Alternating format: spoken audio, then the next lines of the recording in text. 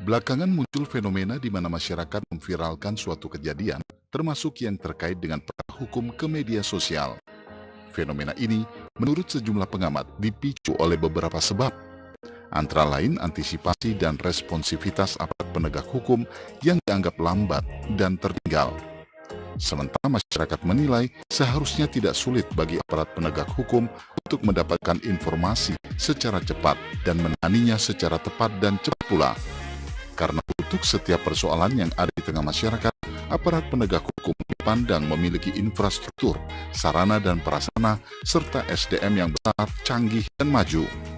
Selain itu, ada kemungkinan lain, yakni kurangnya kepercayaan masyarakat pada aparat, karena menganggap integritas aparat kepolisian dalam melakukan penegakan hukum kurang independen, kurang transparan, masih tebang pilih, dan masih pandang bulu.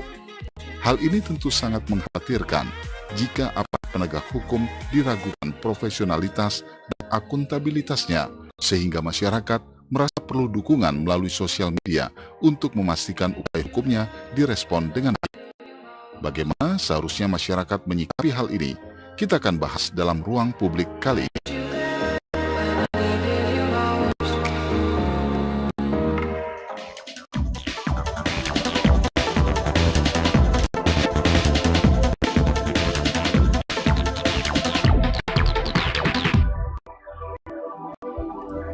Halo pemirsa TVRI Jawa Timur dimanapun Anda berada, senang sekali saya Wida Gisela yang akan membahas mengenai bincang hukum di hari ini tentang no viral, no justice. Benarkah seperti itu? Sudah hadir di studio kami Bapak Joshua Poli SHMKN selaku praktisi hukum dan juga Bapak Sony SSSIP selaku pengamat sosial. Selamat siang Bapak-Bapak. Selamat siang. Apa kabar Pak? Baik. Sehat ya Pak ya? Oke. Kita langsung bahas saja, no viral, no justice. Ya.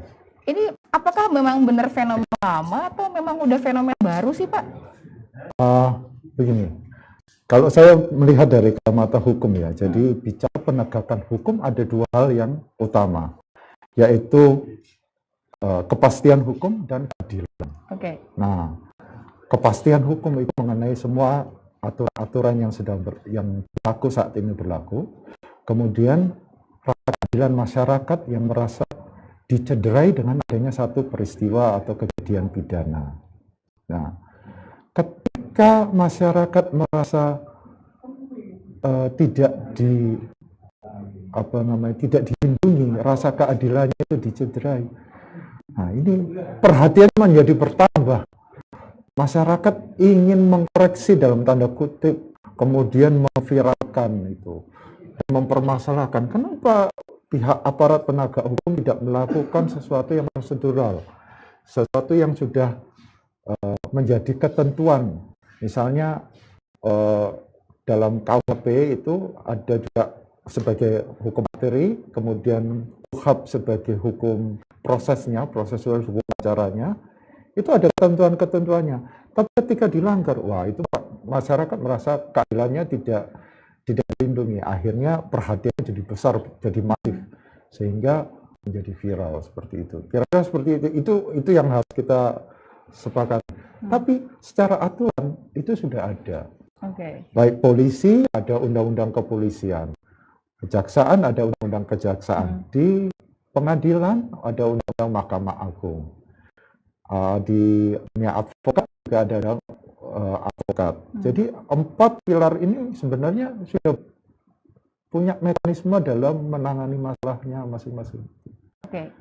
Tapi seolah-olah terkesan lambat ya Pak. Betul. Memang kesannya lambat. Tapi dengan adanya perhatian dari masyarakat ini, sehingga ada namanya atensi. Atensi publik ini yang akhirnya membuat suatu perkara berjalan dengan mekanisme yang tepat dan betul-betul menjadi perhatian sehingga bisa berjalan dengan sebagaimana seharusnya.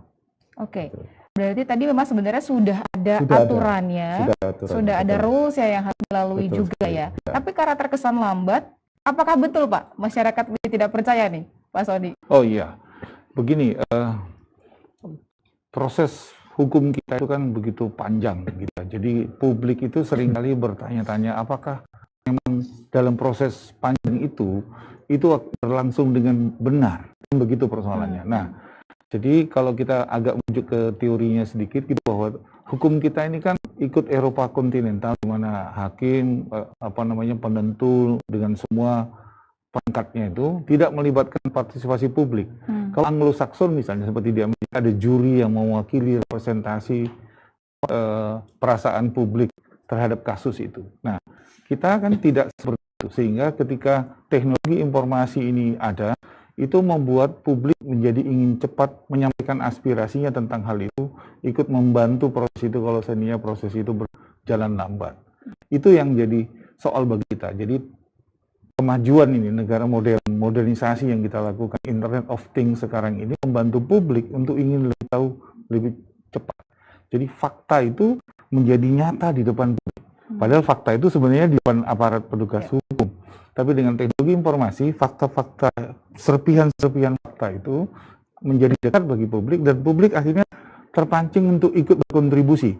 Kontribusinya bisa dua, positif maupun negatif gitu ya, dampak negatifnya. Tapi ketika publik mengerti bahwa apa yang dipaparkan oleh para penegak hukum itu melanggar logika common sense, maka publik akan terpancing untuk mencari tahu.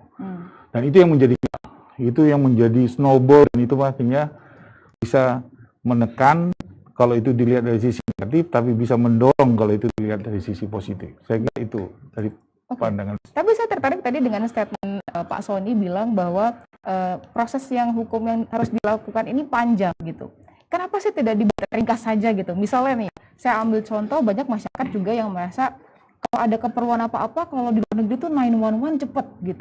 Tapi kalau di Indonesia, waduh, prosesnya panjang sekali. Kalau kita nggak punya link, kita nggak punya power gitu ya, prosesnya sangat panjang. Kenapa tidak dibuat ringkas? Sebenarnya proses itu sudah menjadi satu ketentuan ya, bukan bisa diringkaskan atau. Tapi proses itu berjalan sesuai alur atau tidak, gitu. Nah, misalnya kalau saya mengalami satu masalah pidana, saya akan menghadap kepada pihak Kapolsek di mana saya tinggal, atau mungkin di Polres, kalau di Polres di Surabaya Polrestabes atau di Polda. Nah, kemudian akan diarahkan kita membuat laporan polisi. Nah, kemudian dari laporan polisi itu ketika sudah diterima oleh pihak polisi, polisi nanti akan menerbitkan SP2HP. Dia akan membuat namanya surat pemberitahuan perkembangan hasil penyelidikan. Nah, itu mekanismenya itu sudah berjalan gitu. Nah, kecuali kalau ada perkara-perkara tertentu yang kan ada perkara yang sifatnya delik aduan gitu. Ya, jadi polisi menunggu pengaduan. Tapi ada polisi yang tidak bisa menunggu delik aduan. Misalnya ada orang meninggal di satu tempat. Oh, polisi harus langsung bekerja. Nah, itu mekanismenya sudah berjalan sebenarnya. Gitu. Jadi semuanya sudah secara prosedural, baik di kitab undang-undang hukum acara pidana kalau kita bicara di masalah pidana, kemudian di undang-undang kepolisian, undang-undang nomor 2 tahun 2002, dan juga serangkaian peraturan di bawah itu di peraturan Kapolri misalnya, itu sudah ada mekanismenya, sehingga polisi pasti akan berjalan dengan sesuai prosedur. Itu pasti berjalan.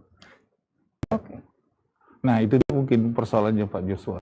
Jadi publik itu kan ingin tahu, ketika misalnya polisi sedang memeriksa ada orang dibunuh di jalan, itu tahapan-tahapan kerjanya seperti apa? Itu kan blank box itu. Jadi blank box, publik tidak tahu. Polisi sedang bekerja atau polisi sedang membiarkan atau polisi sedang menomorduakan perkara itu. Nah, ini mungkin di era keterbukaan seperti sekarang ini, orang ingin segera tahu. Jadi ketika misalnya kita melihat ada media sosial bercerita tentang ada orang yang dibunuh di jalan dan itu langsung viral, maka publik ingin tahu siapa dia, bagaimana dia, apa laporannya, apa penjelasannya. Keingintahuan itu akhirnya menjadi viral, kan? Itu menjadi besar, dan kita berharap sebenarnya aparat responsif untuk memberikan clue gitu ya tentang peristiwa itu, sehingga rasa ingin tahu publik itu terpenuhi. Nah, ketika keingintahuan itu terpenuhi, maka desakan akan berkurang. Itu yang harusnya direspon oleh aparat. Jadi Memang ini tadi, kalau kita mau jujur, ini kan dasarnya ada positivisme di dalam falsafah hukum itu yang membuat semua harus step by step, check and recheck, di mana ketika regulasi disusun, sosial media belum ada, internet belum ada, sehingga publik itu berjarak terhadap proses penyidikan. Hari-hari ini sudah tidak ada jarak itu. Penyidikan kecelakaan di Melbourne, di Amerika, di Kanada, di ujung bumi manapun, kalau itu menarik perhatian saya, ketika saya tahu bahwa pelakunya itu pernah berkunjung ke daerah saya, atau misalnya ada interaksi, maka saya bisa melacak itu langsung. Hambatan bahasa juga sudah tidak ada. Google Translate bisa membantu saya untuk mengerti apa yang sedang dipercakapkan di sana. Dan ini yang harus disadari oleh para penegak hukum, bahwa dunia sudah menjadi sangat sempit, publik bisa mengikuti semua kinerja mereka. Itu harapan kita sebagai masyarakat sipil, bahwa penegak hukum itu harus lebih responsif dalam hal itu. Saya kira itu. Betul. Memang kalau saya tahu juga bahwa sekarang ini sudah ada upaya dari aparat penegak hukum ya Pak ya, membuat layanan secara daring ketika ada kasus gitu. Tapi sepertinya masih kurang berjalan ya Pak ya? Ya, saya bukan dari anggota kepolisian, tapi saya pernah berinteraksi dengan mereka. Saya pun paham bahwa sumber daya yang ada ya di kepolisian itu juga sangat terbatas. Itu orang-orang yang ahli dalam bidang yang spesifik itu juga terbatas. Misalnya yang pernah saya itu ada kasus tentang perdagangan berjangka, masuk ke, kalau di kepolisian itu Reskrimsus, Reserse Kriminal Khusus, itu tidak ada di Polsek pasti, di Polrestabes itu kurang, mungkin malah tidak ada, adanya di Polda. Reskrimsus itu yang untuk menangani masalah ini. Tapi yang ahli dalam bidang ini cuma ada satu di Mabes Polri, ada 2 orang di Mabes Polri, dan mereka menangani itu seluruh Indonesia.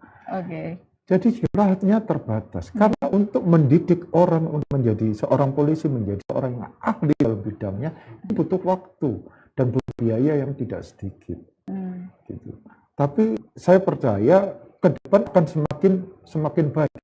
Artinya jumlah orang yang ahli di lingkungan kepolisian itu pasti akan bertambah banyak. Karena untuk mengcover area NKRI yang cukup luas. Ini sebenarnya menarik juga ya, ketika Bapak tadi menyebut bahwa jumlah aparat hukum ini sedikit terbatas gitu ya, untuk bisa mengurusin semua kasus yang ada di Indonesia. Tapi kalau terus-menerus dilakukan perubahan gitu ya Pak, ya tentu saja ini mengurangi nilai kepercayaan masyarakat terhadap aparat hukum ya Pak. Apalagi sebenarnya harus yang dilakukan, kalau boleh saran dari Pak Joshua dan Pak Sony gitu untuk aparat penegak hukum. Iya, Oke, kalau dari kami itu adalah bagaimana para penegak hukum itu bisa memberikan update gitu ya, dengan lebih cepat gitu, tentang proses tanpa harus memberitahu proses penyidikannya lebih detail. Tapi rasa keingintahuan publik bahwa polisi atau siapapun para aparat penegak hukum itu sungguh-sungguh mengerjakannya dengan baik. Ini yang harus dijawab gitu oleh aparat penegak hukum menurut kami, sehingga publik itu menjadi percaya kan gitu. Tapi overall menurut saya kepercayaan publik terhadap aparat penegak hukum kita, khususnya kepolisian dan kejaksaan, itu masih cukup baik. Ada banyak lembaga survei yang menyatakan sekitar 70-75% kepercayaan itu. Nah, tinggal memang soalnya adalah ketika statement yang dari aparat penegak hukum melanggar common sense publik, itu yang membuat publik menjadi langsung ingin tahu. Kan begitu. Jadi kalau kasus yang baru ramai kemarin itu contohnya, ketika statement dari aparat penegak hukum itu melanggar logika, itu akhirnya membuat semua publik menjadi ingin tahu. Contoh soal CCTV misalnya. Publik semua sudah tahu bahwa seluruh CCTV yang ada di ibu kota negara itu terkoneksi satu sama lainnya.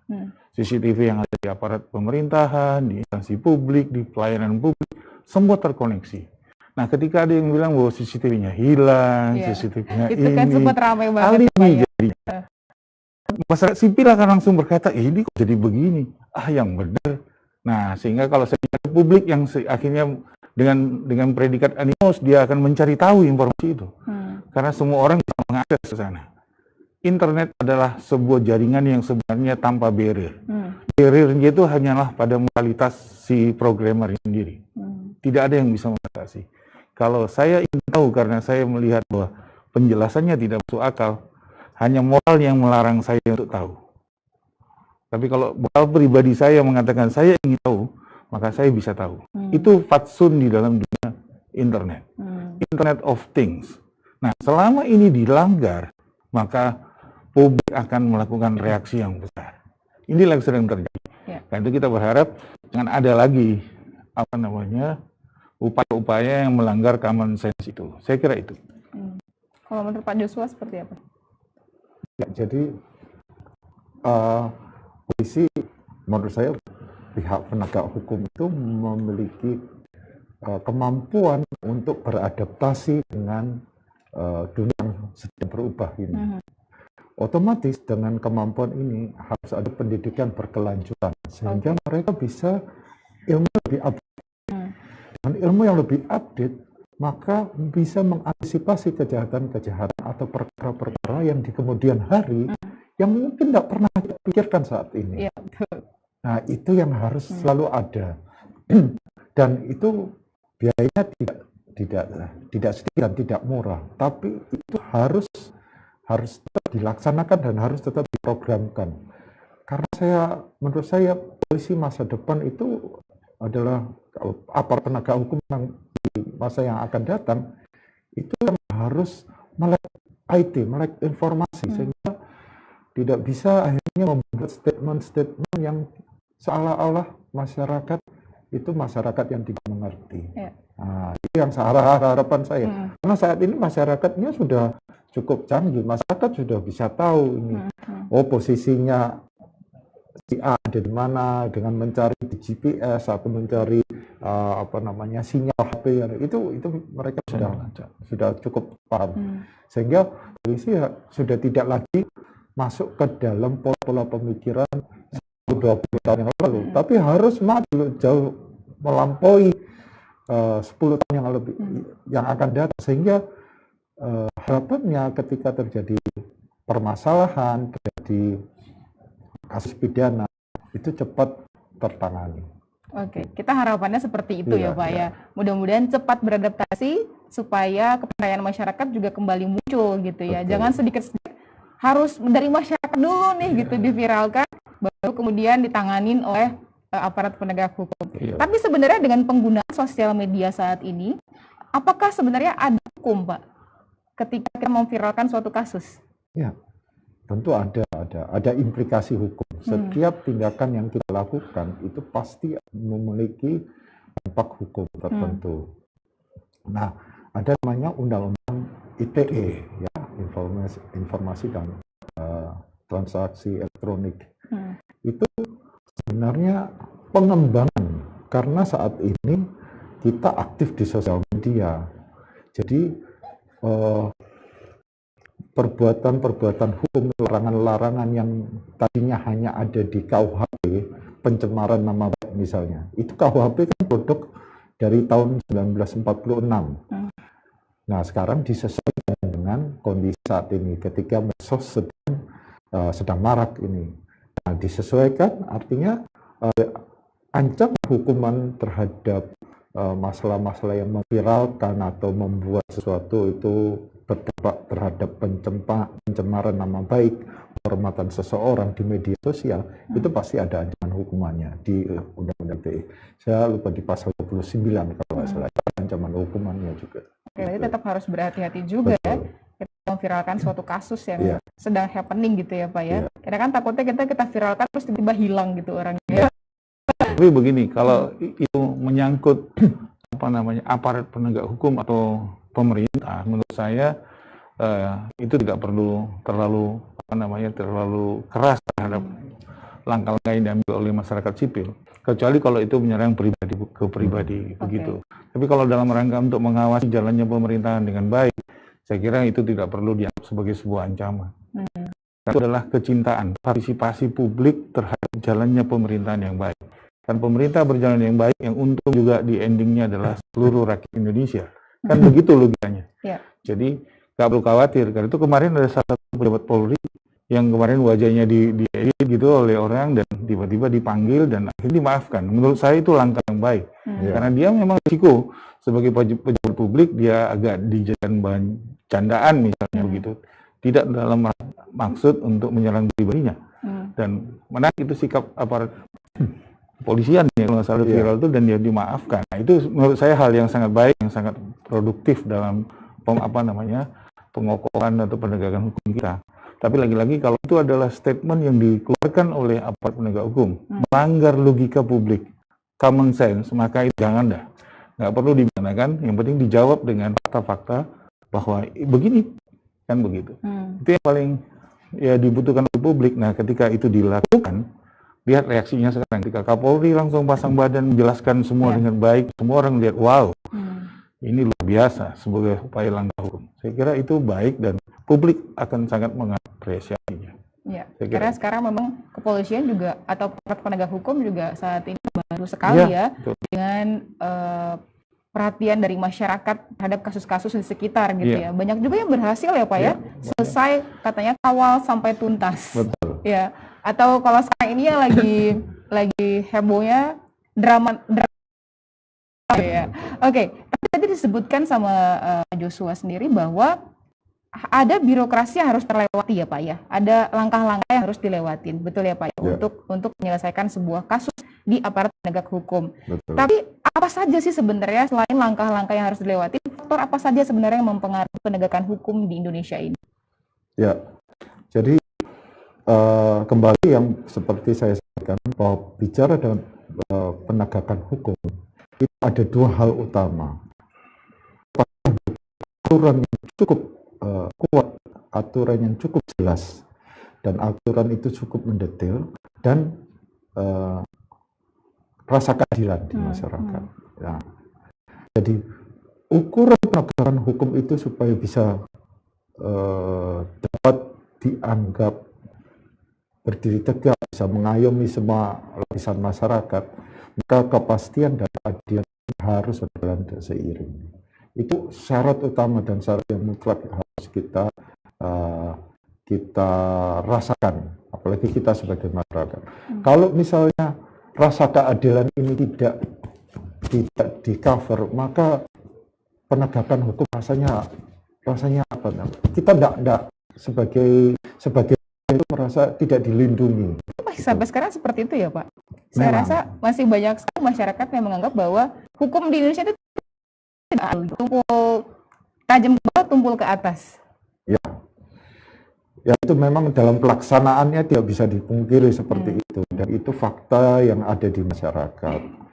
Nah, cuman kalau saya selalu berpikir positif bahwa perubahan itu tetap akan terjadi, meskipun mungkin lambat. Ya. Ada peribahasa dalam bahasa Belanda yang pernah diungkapkan oleh seorang tokoh yang cukup terkenal bahwa meskipun kejahatan itu larinya secepat kilat, tapi suatu saat kebenaran itu akan melampaui kejahatan ini. Oke. Dari saya ungkapan itu, saya percaya bahwa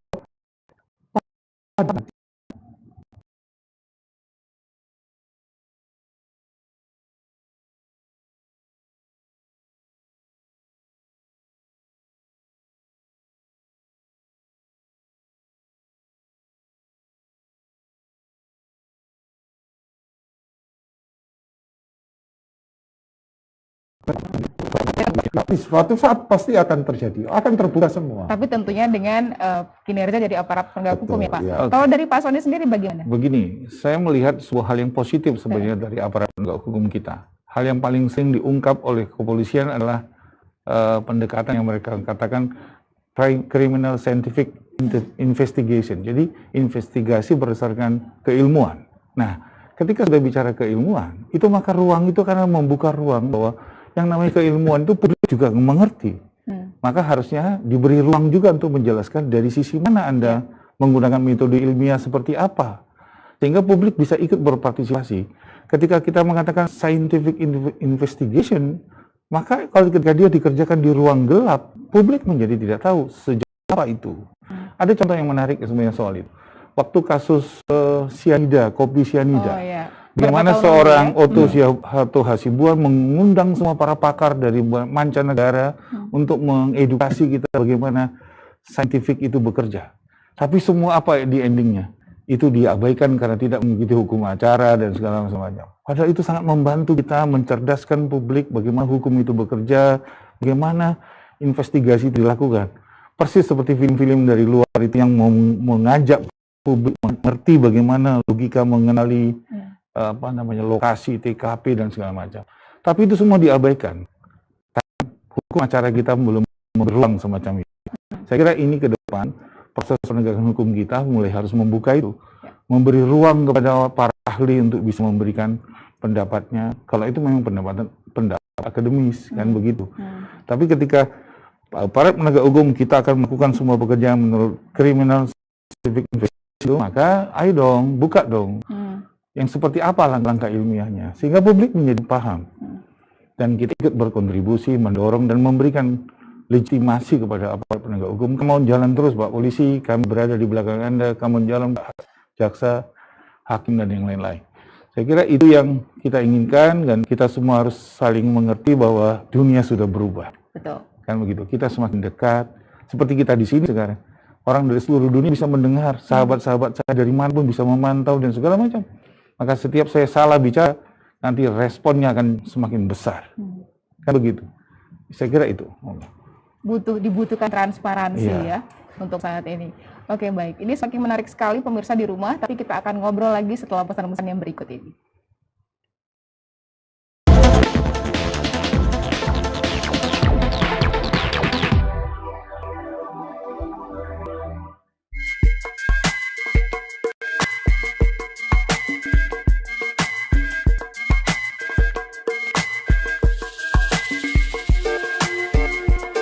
Keindahan, kedamaian, keberagaman. Assalamualaikum warahmatullahi wabarakatuh. Shalom. Om Swastiastu. Hanya kebajikan Tuhan berkenan. Wite Tongkin. Namo Buddhaya. Salam damai dalam Kristus.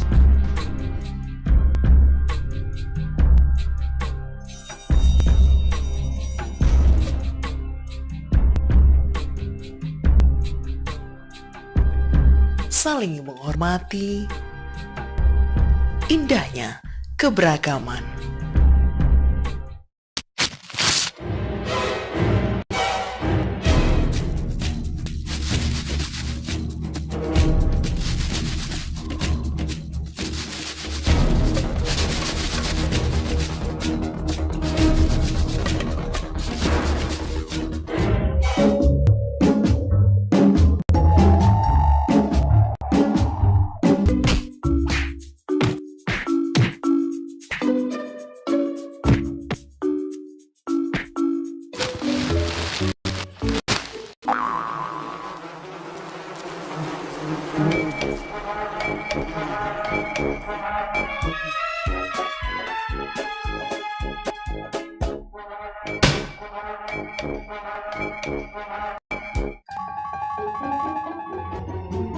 Ayo, kita berubah.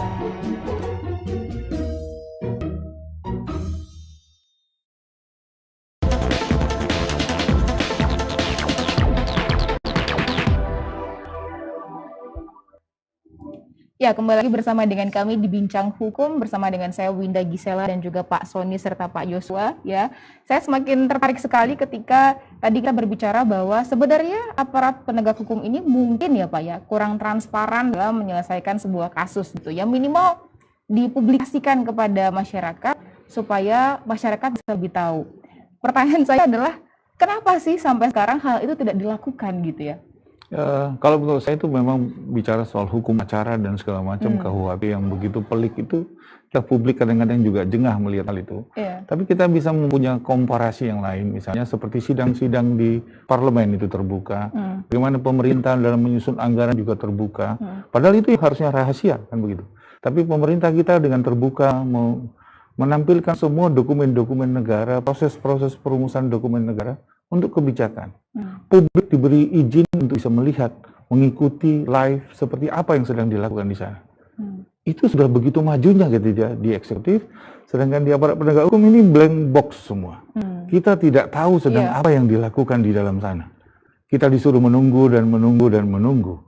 Ini yang membuat galau, membuat gusar, membuat ingin tahu. Apalagi, ngapunten nih, karena kalau kita mau jujur, ketika kita minta bantuan pendampingan hukum, maka yang akan terjadi adalah rumors itu. Oh, di sana ada butuh inilah, butuh itulah, butuh ini, dan itu akhirnya membuat publik menjadi semakin penasaran. Kan begitu. Sehingga kalau kamu itu coba dibuka begitu ya. Sehingga kalau misalnya kami sudah memanggil para saksi, begini bukti-buktinya, ditampilin saja. Kan begitu. Sehingga publik menjadi mengerti. Oh, ini evidennya. Oh, ini begini. Kita mau mengecek dokumen yang diberikan oleh pemerintah untuk TVRI, semua terbuka. Semua transparan, siapa yang mendapat apa, renumerasi kayak apa, ini kita bisa tahu. Padahal itu sifatnya sebenarnya rahasia juga deh. Tapi kenapa di proses penyidikan orang maling dicuri itu dia nggak dilaporin kapan kamu panggil orangnya, bagaimana ceritanya, jelasin dong. Biar kita tahu ketika kita ingin tahu tentang itu. Ketika itu semua data-data itu tersedia, rasa ingin tahu menjadi tidak akan muncul. Ya sudahlah, percaya silakan, kan begitu. Saya kira itu yang apa namanya yang perlu kita harapkan lah ya dari aparat penegak hukum. Itu misalnya ketika ada orang mencuri ayam, jangan-jangan saya punya pabrik di sebelah situ. Di sebelah situ ada CCTV. Nah, kalau misalnya tiba-tiba ada orang pencuri maling ditangkap, pencuri ayam ditangkap polisi di sebelah pabrik saya, dan ternyata CCTV pabrik saya mengcover itu, apa nggak iseng nih ini saya bocorin nih. Nah, kalau ternyata hasil BAP-nya berbeda dengan faktanya, maka kan jadi lain nih ceritanya. Nah, ini yang harus disadari oleh aparat penegak hukum bahwa dunia ini sudah semakin rapat, mata semua ada di mana-mana, kesaksian bisa, instrumen tersedia. Sehingga ayo kita transparan, semakin terbuka, soal putusan guilty or not guilty, biarkan di pengadilan nanti yang menjelaskan. Saya kira itu. Ya, tapi begini Pak Sony ya, jadi polisi itu bekerja mempunyai standar prosedur satu. Terus kedua, kita harus ingat adanya namanya prinsip hukum, presumption of innocence. Jadi seseorang itu tidak boleh dianggap bersalah sebelum ada putusan pengadilan. Ya. Sehingga polisi harus berhati-hati juga. Dia tidak boleh menceritakan kronologi peristiwa ini secara terbuka. Materi-materi berita acara pemeriksaan itu sifatnya hanya boleh dibuka ketika mereka adakan rapat, kemudian gelar perkara. Jadi itu sifatnya hanya kolega di dalam lingkungan polisi saja. Kita harus menunggu proses ini. Karena proses ini harus berjalan, kemudian setelah selesai polisi membuat berita acara pemeriksaan, dia akan serahkan kepada kejaksaan. Dan nanti kejaksaan akan membawa ini ke sidang pengadilan. Baru di dalam sidang pengadilan itu terbuka. Bisa kita lihat situasinya. Nah, dalam sidang pengadilan untuk kasus-kasus tertentu yang sifatnya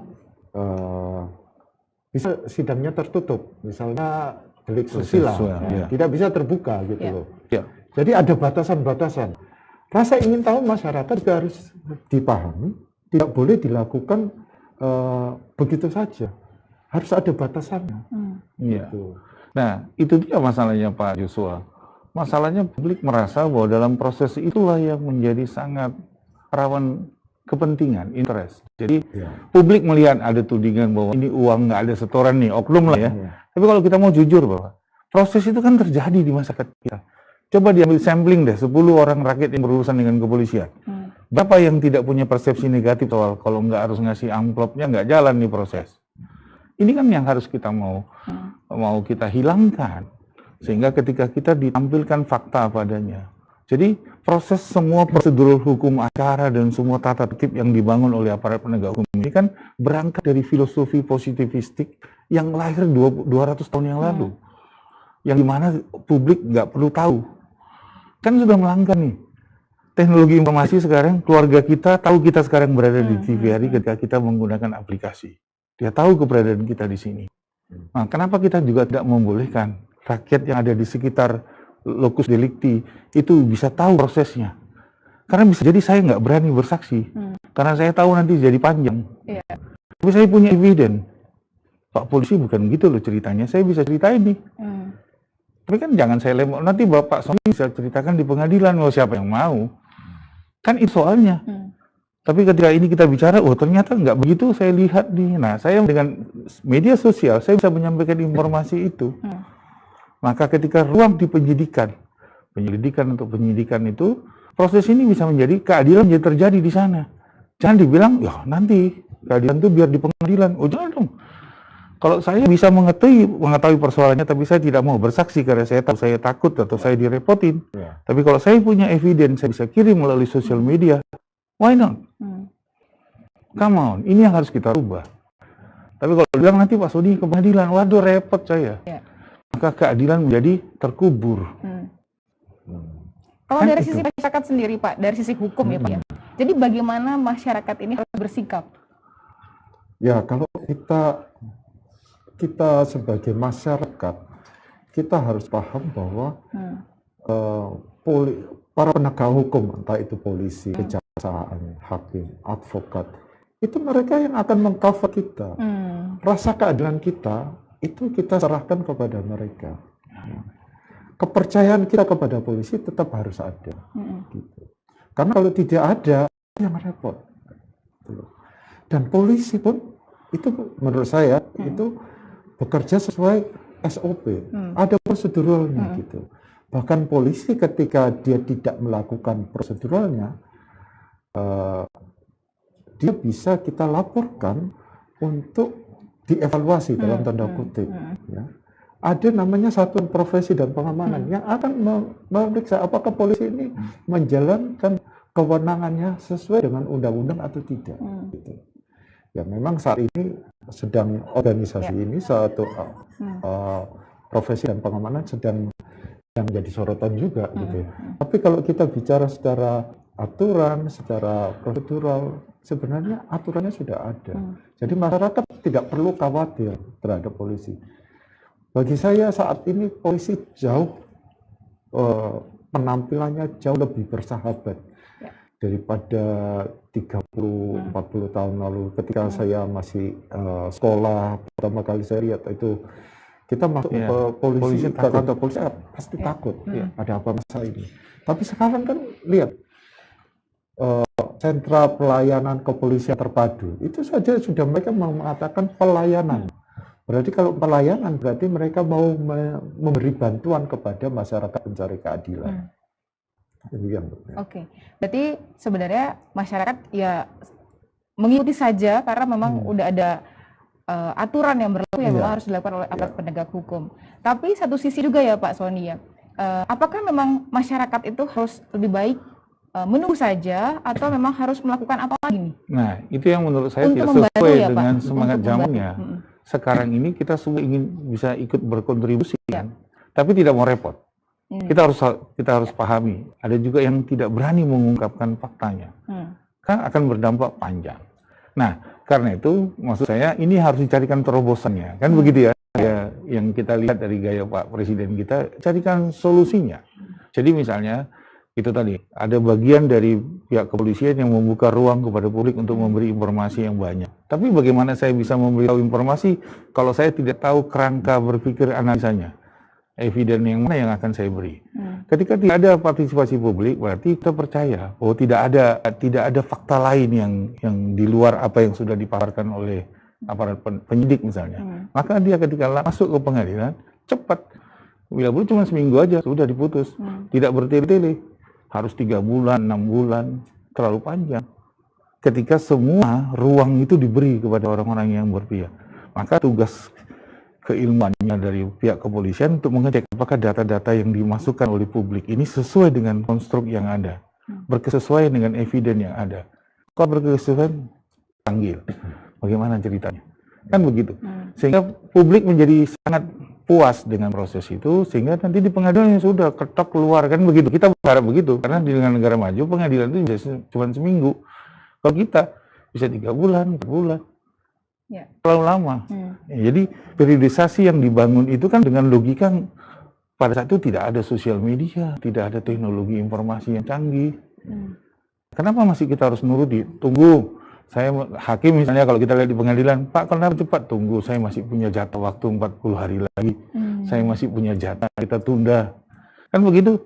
Proses itu kan yang terjadi di pengadilan begitu. Karena saya oleh undang-undang dibolehkan untuk menyelidiki ini 3 bulan misalnya. Harusnya bisa selesai seminggu, ya kenapa? Kalau bisa 4 bulan, kenapa harus seminggu? Betul. Kan begitu logika lamanya. Karena saya punya jatah 4 bulan. Saat ini kan tidak. Kita ingin kalau bisa seminggu, ya seminggu aja dong.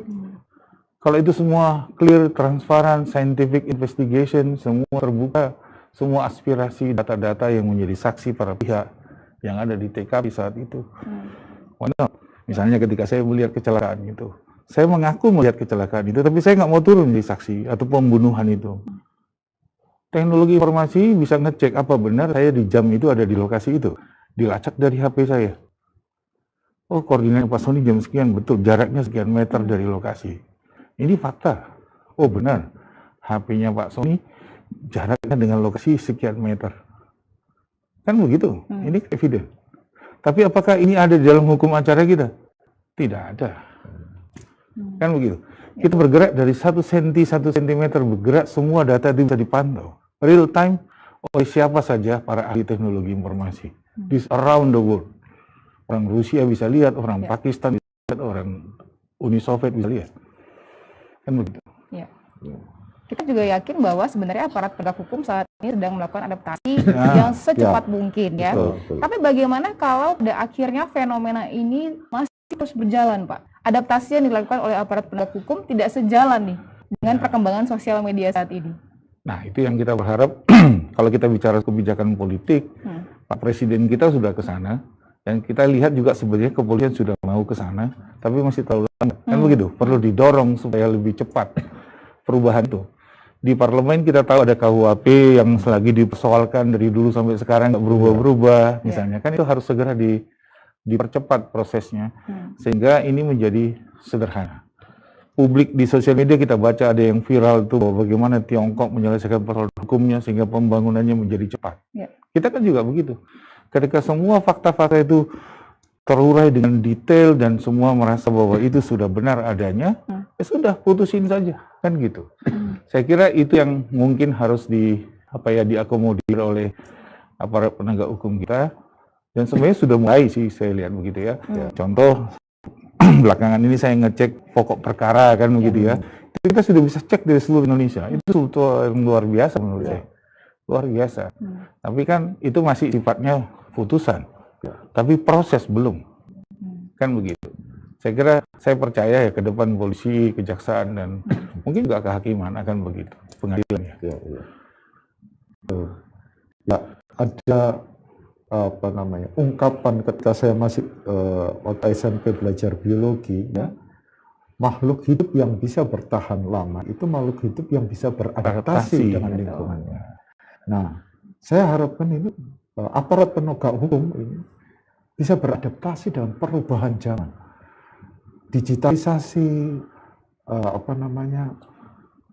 kehidupan di lingkungan di sekitar kita, medsos itu harus bisa diantisipasi, bisa diadaptasi, sehingga polisi, jaksa, hakim bisa lebih luas menghadapi persoalan-persoalan di masyarakat. Betul. Itu harapan kita. Cuman masalahnya ya itu tadi, untuk beradaptasi salah satunya itu perlu waktu, biaya, tenaga, pikiran yang tidak murah gitu. Nah, kita sedang saat ini pelan-pelan, ya bukan pelan-pelan, ya memang sudah berjalan ke arah sana. TVRI sekarang pun sudah ke digitalisasi gitu. Dari berapa tahun misalnya di bulan Agustus ini, ya itu perubahan yang cukup bagus ya. Tapi saya percaya ini aparat penegak hukum itu juga harus demikian. Termasuk kita, karena zamannya sudah berubah. Jadi begini, saya bisa beri satu contoh, misalnya bagaimana kita mengurus izin IEB atau izin rumah sakit atau limbah di pemerintah. Ketika berkas kita apply, maka dalam waktu satu jam akan ada SMS dari pihak pemerintah kota. Terima kasih Bapak, ini berkas Anda sudah kami terima dan kami nyatakan lengkap. Oke, masuk tahap berikutnya. Hari ini petugas kami akan melakukan begini. Besok dia akan beritahu akan begini. Sehingga kita mengikuti perkembangan semua proses perizinan kita menjadi cepat. Oh, Bapak kurang ini, tolong Bapak ke sini, Bapak soal tanah Bapak masalah dan segala macam. Itu diberitahu. Gitu. Ada proses, dan itu juga diberi batasan waktu jam pelayanannya. Nah, kenapa aparat penyidik tidak menggunakan hal yang sama misalnya? Ketika saya melaporkan, saya diberitahu, oh, Bapak Sony, kasusnya sedang begini, kami kekurangan bukti untuk yang ini. Ketika dia menyatakan dia kekurangan bukti yang ini, kan saya bisa bertanya kepada jaringan yang lain. Atau dia juga bertanya, apakah ada publik yang tahu peristiwa ini, ada bukti ini? Ketika dia mengatakan, oke, dia ngirim data itu, anonim kembali.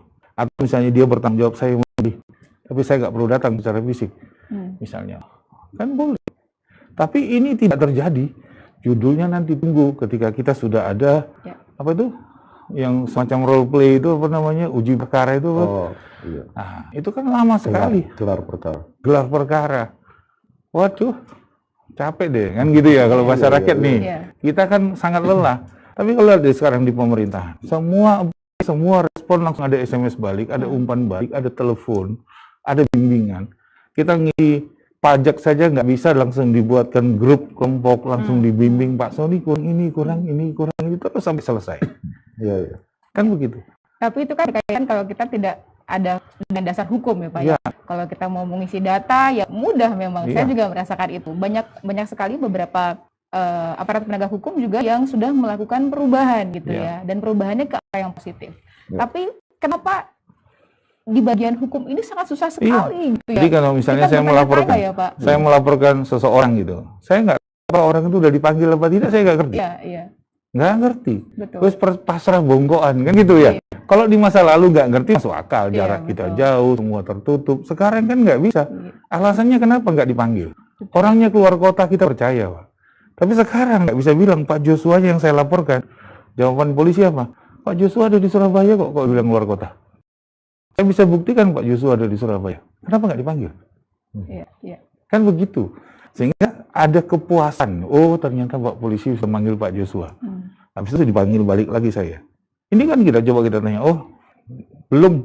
Jawabnya gitu. Nanti aja, Anda nggak perlu tanya. Loh, ruwet. Berarti memang kan gitu. Dalam satu sisi ya yang pernah saya alami itu keterbatasan jumlah personil untuk menangani itu. Itu kali sekitar 1 bulan yang lalu saya itu melapor mau mengetahui perkembangan hasil penyidikan di Polda Jatim. Hampir di Reskrimum ya itu 50% lebih itu tidak ada polisi. Karena polisi membackup untuk mengejar tersangka di Jombang waktu itu. Ada kasus yang cukup fenomenal kemarin ini. Itu cukup perhatiannya mengarah ke arah ke sana. Itu yang satu. Yang kedua, saya pernah melaporkan kejaksaan tinggi di Indonesia ya. Saya laporkan ke Komisi Kejaksaan. Saya laporkan tanggal 31 Desember 2021. Baru dijawab tanggal 4 Agustus kemarin. Itu berarti ada jarak sekitar 7 bulan. 7 bulan.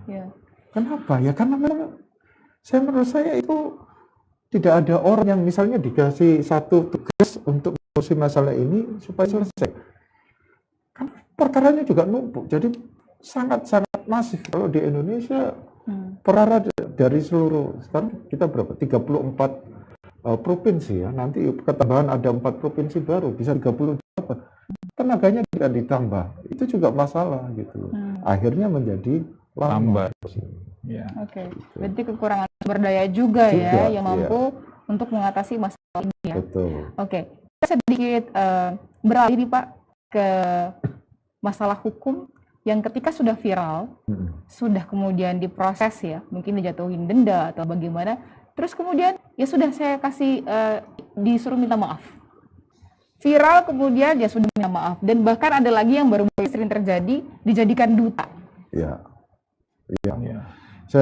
Saya mengerti situasinya karena begini, setiap perkara ya yang kalau misalnya kita lanjutkan ke kejaksaan maupun ke pengadilan itu akan memakan waktu dengan biaya yang tidak sedikit.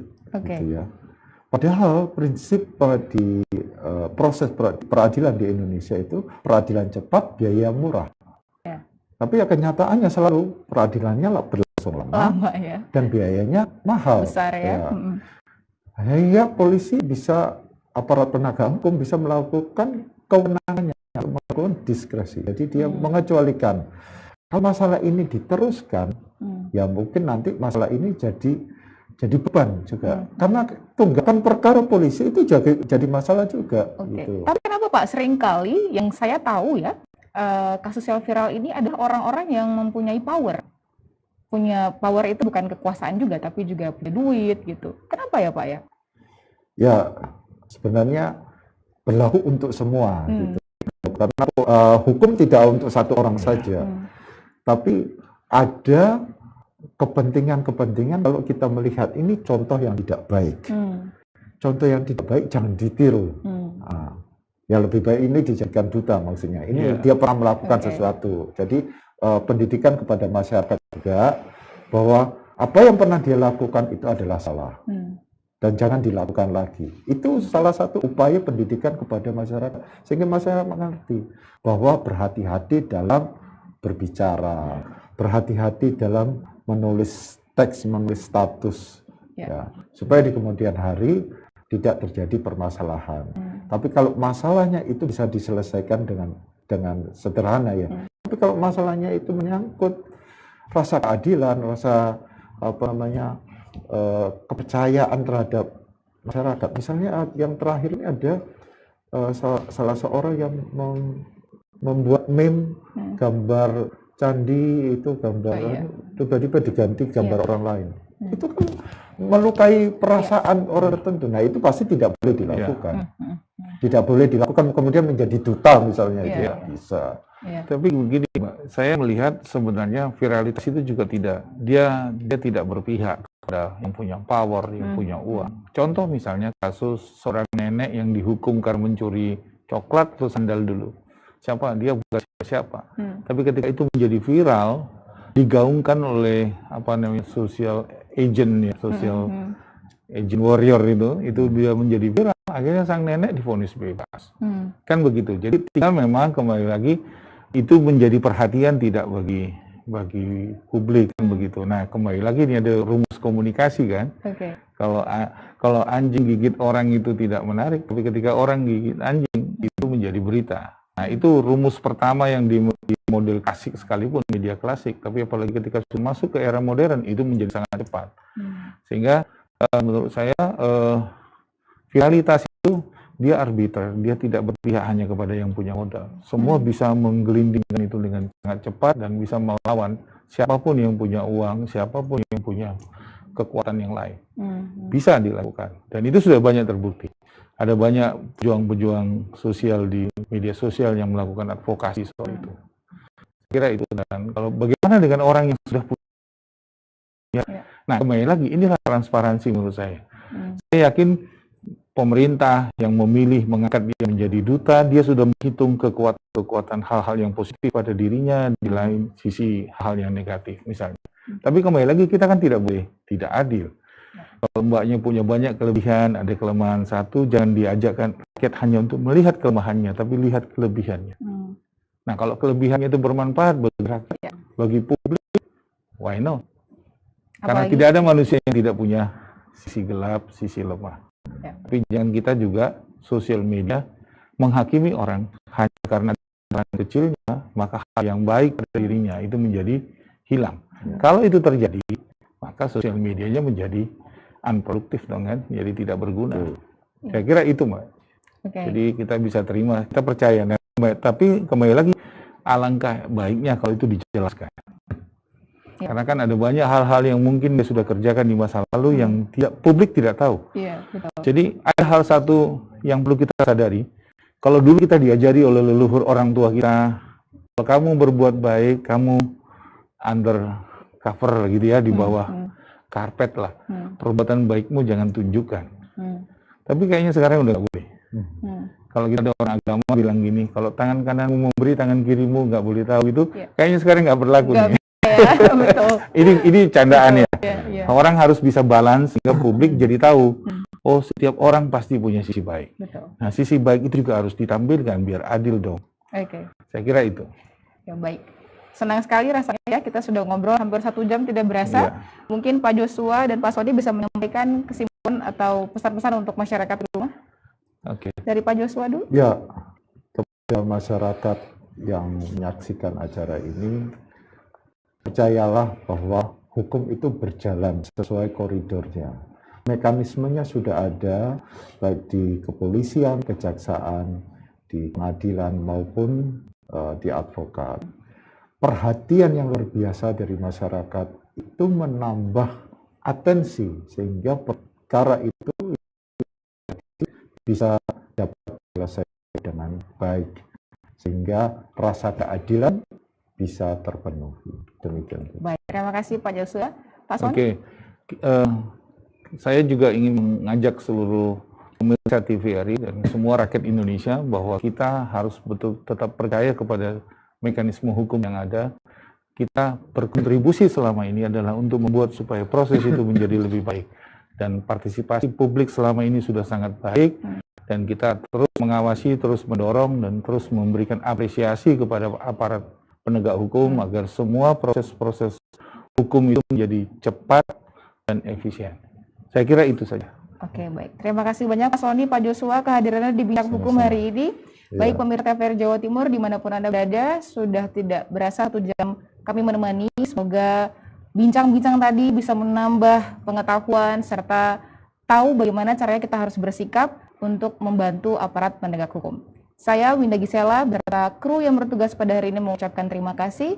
Sampai jumpa.